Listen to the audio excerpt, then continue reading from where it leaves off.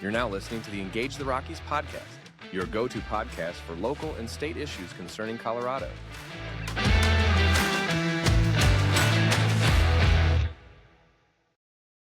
Hello, Rockies. This is Sarah Jane Maroney, your host, and welcome to our interview with Colby Zipperer, a business owner and insurance agent with State Farm in Colorado Springs.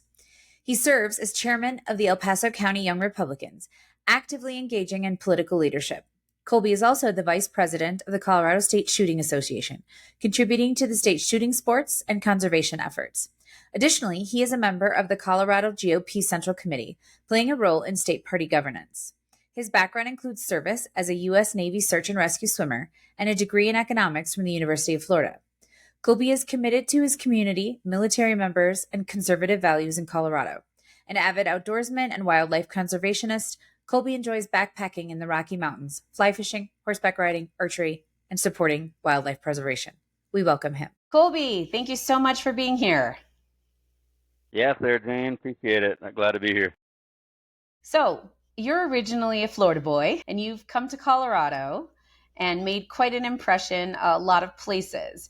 You are now the vice president of CSSA, the Colorado State Shooting Association. And did you found the Young Republicans here, or explain that to me a little bit? Yeah, no, that's a good question. I think a few of us were thinking of it at the same time in different parts of the state. So there was a long period of time. I don't know. I really haven't looked into how many years there was no Young Republicans, but let's say 8 years, maybe. That might be accurate. I moved here in 2017 from Florida, noticed that the political landscape was extremely liberal, and that's pretty visible, right? Like seeing your rainbow flags and BLM flags and masks everywhere, and it's just a different world than Florida or Texas or Tennessee. So I was looking for like this community of people that I consider to be, common sense, kind of less. I was looking for my kind of people, church-going Christians, business people. So I couldn't find a community of people in their 20s and 30s, and I had a friend from college that said, you should look for the Young Republicans. He said, surely they exist. Colorado Springs is one of the most conservative cities in all of America. There's no way it doesn't exist, but I couldn't find it because it didn't exist. So I was writing letters or emails to the main Colorado website, unanswered, crickets, just nothing. And then in last year, like January 2020, I get a response to my email and says, hey, we exist. So I think maybe a month or two prior to that email, a few people, like 7 or 8 guys and some chicks got together and said, hey, let's try to rebirth this Young Republicans thing in the whole state, which means they would have a big task, right, to create chapters in all the different counties, especially the big counties. And so since I reached out, they just said, hey, there is no chapter. Do you want to make it? Here's how you do it. You need, constitution and bylaws and 7 board members or whatever. So I thought about that, and I was like, man, do I really want to put time into, politics? This isn't my thing. It's going to take away time from my business and time from hunting and my, family. But because I am a veteran, I am a patriot, I kind of saw it as my cross to bear. So I said, I will make this thing, and then once it's somewhat, moving forward, then I can back off and just be a regular member, right? Because I wasn't born into politics. I never had an interest in politics ever until I recognized that there was just this gap in Colorado. So I started the El Paso County chapter, and we are huge. I love the rest of the state. They're all my friends and everything, but typically, not just in Colorado, but anywhere in the United States, a Young Republicans chapter, maybe even Young Dems too, we're all usually small groups, maybe 5 or 6 people that get together once in a while. They're guys that want to be in politics one day, usually kind of nerdy, so you don't get like a big, strong chapter. You usually have small Dungeons and Dragons kind of chapters. Maybe they drink a beer, nothing big. So we took ours from just me and a couple of friends to 40 to 70 to 100. There's over 250 now. I was just working on the list. And so we're growing like crazy. Most chapters, again, are a lot smaller, and I'm trying to work with those chapters to see if I can help in any way, we should all have robust county chapters all across the state of Colorado. Wow, that's quite an achievement there. I am interested. You and I were discussing off camera some statistics that 26% of the state are Democrats, 26.5% are Republicans. There's another 9.8% of random other parties, maybe libertarian, but anything that's a registered party. And then 37% of Coloradans are independent. Are you aiming to change that? Yeah, of course. So again, I've been in politics for 1 year, but I'm learning every day, every week, every month, the disparities, the problems, the gaps, the things that we need to address and work on. And so I look at that, you say 10% libertarian and other parties and almost 40% of unaffiliated. So I'm looking at kind of a basic number of 50%. So it seems like for every 10 people I see, 5 of them are not making a home at the Democrat Party or the Republican Party. But when we elect officials, it's almost always one of those two, Democrat or Republican. Very rarely would it be anything else. So to me, a libertarian is going to vote Trump or Kamala. Probably not, throw his vote to some smaller group. Sometimes they do. So what I think the reason that we have such a gap is because in Colorado, you are automatically registered as a voter when you get your driver's license.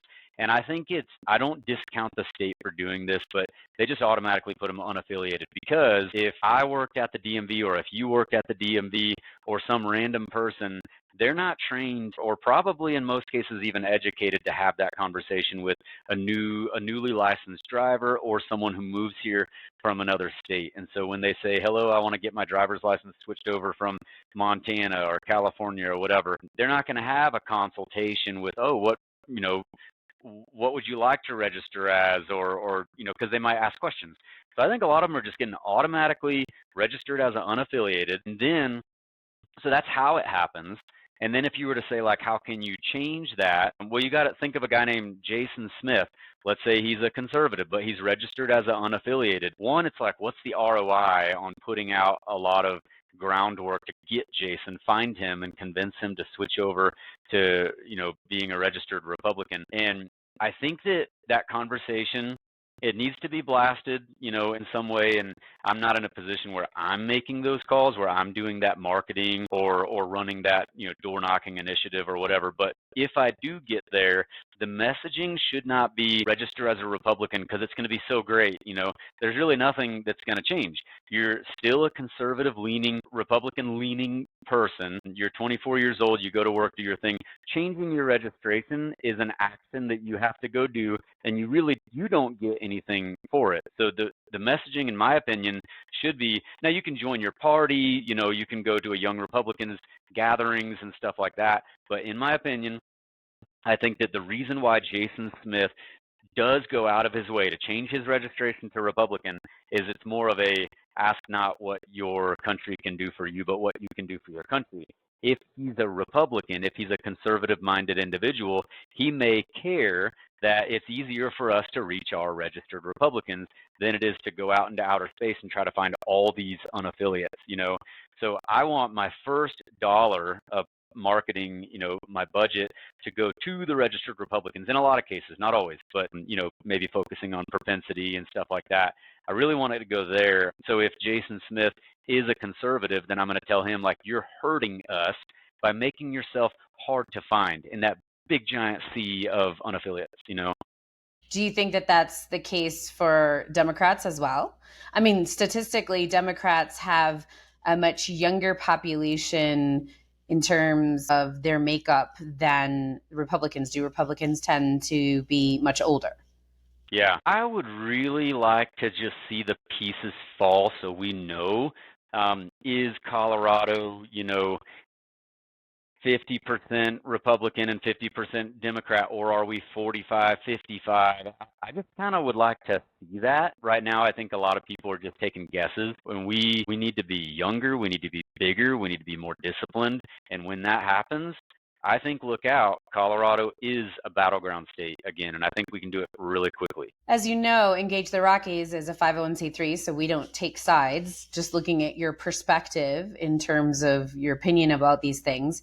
When you formed the Young Republicans, you actually had quite an impact on a particular race. Representative Kelty's seat was won by 3 votes, and you had lots and lots of Young Republicans out door knocking and had an influence on that. Did you want to speak to that? Yeah, sure. A little over a year ago today, I sat down with a nerdy buddy of mine. This guy is very smart, and it's this, this group of, there's a small group of, young conservatives that already existed in Colorado Springs. But when I said, hey, let's make this thing big, then he sat me down, and I've got my strengths, and everybody has their own strengths. So we talked about how to fight smart, and this is really common sense now that I have just had one lunch about it. But you've got all these seats out there, and we looked at the map together. I can create it in my mind here. There's 8 House seats in El Paso County. There's 4 Senate seats, and then you're like, which ones are up for grabs? Every House seat is up for grabs, but the ones that are solid, staunch red, I'm not putting even a body in that. And then same thing with like the deep blue seat. Until we have big resources, big armies, it's just that's not where our first fruits are going to go. So I'm looking at, and we were looking at light reds, light blues.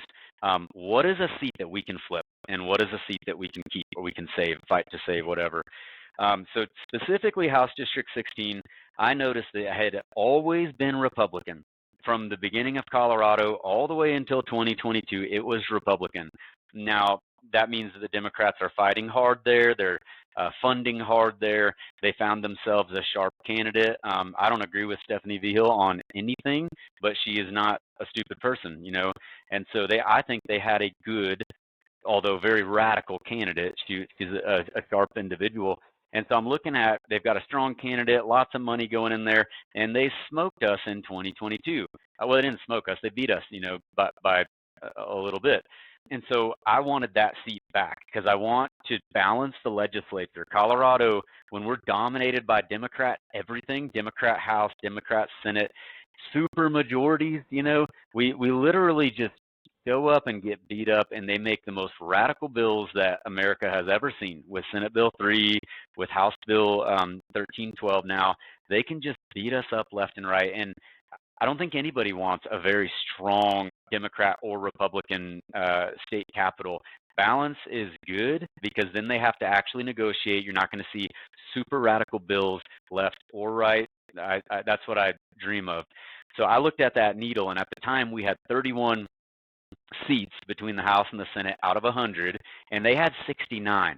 Like, that's as bad as any state can be in America from my perspective, being so blue. So we pushed that needle by 3 seats, and one of those was Rebecca Kelty. I knew that we had to give her everything we had, and so as we raised our army of young Republicans, I think at that time we had, I don't remember, like 150 members, and these are just literally construction workers and cowboys and shoe salesmen and baristas. They're just regular people that happen to be in their 20s and 30s, and that's the missing piece of like the party, right? And especially the GOP. The GOP is dominated by an older crowd, which is totally fine. But we need diversity. I say all the time, we need men and women. We need black and white. We need young and old. And we totally have just been missing the young demographic completely for a long time, maybe forever. It's been a really long time. And so I felt like Kelty versus Vigil, it was a pretty close race. There was polling going on, and you can read who's raising money and where they're spending it and stuff. So it looked like it was going to be pretty neck and neck, and so that's why we decided to just not let up and give it everything we had. In the future, though, we need to be, and we are, and we will be, a whole lot bigger. I want this young Republicans army to be formidable. I want it to be a force to be reckoned with. I want it to be so big that we can prioritize our races. I don't, it's going to be fun, right? It's a game. It's fun. It's a game that the stakes are really big. But yeah, we chose her strategically, and we knew that it was going to be close, but I had faith that we would get her across the finish line. And then, we along with other organizations and other passionate people. We did. We got her across the finish line. So we're going to come back, do it again in 26, make sure that everybody knows that's our district again, and they're not getting it back. And then we're going to move more pieces and more resources into other races, and just continue to do this until 100% of El Paso County seats are red. That's the goal. So shifting gears a little bit in terms of your role at CSSA and SB3, which has now passed both houses, both the House and the Senate, and has been signed by the governor. There was quite a lot of contention around it, and now there's a lot of talk of lawsuits and things. Can you talk me through some of the implications of this? Yeah, this is the most radical Second Amendment bill that the state of Colorado has ever seen. If it's not the most radical in America, it's one of them. It's really bad. So our country is so unique. I love my country. I have deep roots in America. We're a special country. We're not like the other countries. We were founded on awesome men and women that sailed across, the Atlantic Ocean to get here, and they met anything from grizzly bears to Indians to freezing cold temperatures. They built their own houses. This is such a wonderful country. We have such a rich history. So that Second Amendment was given to us. So long as we can keep it right, we are allowed to defend ourselves. We're not just hunting. We're defending ourselves from potentially one day a tyrannical government. So whether this shouldn't be like, the Democrats shouldn't be so against the Second Amendment like they are. I think it was a thing I grew up with, where they got away with saying, oh, we don't not like guns. But look at the way we vote. 100% of Republicans will vote to protect the Second Amendment, and nearly 100%, it'll be 86% or something, will vote to take away Second Amendment rights. And that's how they vote, and that's how we vote. So it's like a defined. So we get this radical bill. It's written in its original form to be so radical that they know they're going to have to negotiate down. So they negotiated down, and it's still so radical. I should not have to go through this lengthy process, because who's not going to go through this? The criminals. All of these, your shootings, your crimes, they all happen by criminals who are never going to follow this law anyway, and the Democrats know that. Governor Polis knows that. He knows that a guy like me, who's going to go and buy my gun legally, and I'm not going to commit a crime. The only time I'm killing somebody is if I'm defending my life or the lives of my family. And so he knows that we are not the ones that need to be checked. Who needs to be checked is the criminals. So we tried fighting this, I don't know if it was this bill or one before it, where we said, hey, I got an idea. What about if somebody breaks into my car, steals my gun, let's automatically make them a felon. That will teach the criminal a lesson. But the Democrats said no. They said, actually, we would like for you to be in trouble, because if you get your gun stolen, then it's your fault, because we just made another law that says you have to lock up your gun in a container. And nobody talks about this, but my truck is a container. It's made out of metal, and it's locked up, so it's already literally a safe on. But they just make it really difficult for the law-abiding citizens. So I think that we need to remember that as a people, and we're not going to let him forget it. I mean, he's going to see plenty of ads, plenty of marketing material. We're going to do everything we can. We'll let everybody know that the Dems may vote for him anyway, but the Republicans sure aren't. And I want to make sure that 50% of unaffiliates, that they know that the Second Amendment was for them too. Think about if Republicans already like the Second Amendment clearly and publicly, but what if you're a Democrat and you believe that Trump is the worst president ever, and you believe that he's going to weaponize the government against you, and you believe that he's the tyrannical enemy of democracy and whatever? Wouldn't you want the right to bear arms? So this is the Second Amendment is for everyone. It's for Democrats and women, and it's for all of us. So to take that away or to make that more difficult for the law-abiding citizens is just so radical. Because again, the guy who's going to shoot up the school and the guy who's going to break into your car and break into your house, he's not going through this process. And Polis knows it, and the Dems know it. In terms of SB3, what can average citizens do? At this point, we're looking at lawsuits and this. At Engage the Rockies, one of our founding principles is an individual freedom. So we are very much in favor of the Second Amendment as an individual freedom. However, it's now a situation of where we're looking at lawsuits and things like this related to SB. Yeah, sorry, you asked that, and I go off on tangents. I maybe need to work on that. And so now we threatened that, hey, we're not the only ones that are going to sue. Everybody should sue all across the whole state of Colorado, because this is affecting all of our lives. Our freedoms have been, taken from us. It's just so you're going to see lawsuits, not just from us, from all the organizations, all the gun stores, all the just private citizens. Everybody will file lawsuits. It costs some money to do that.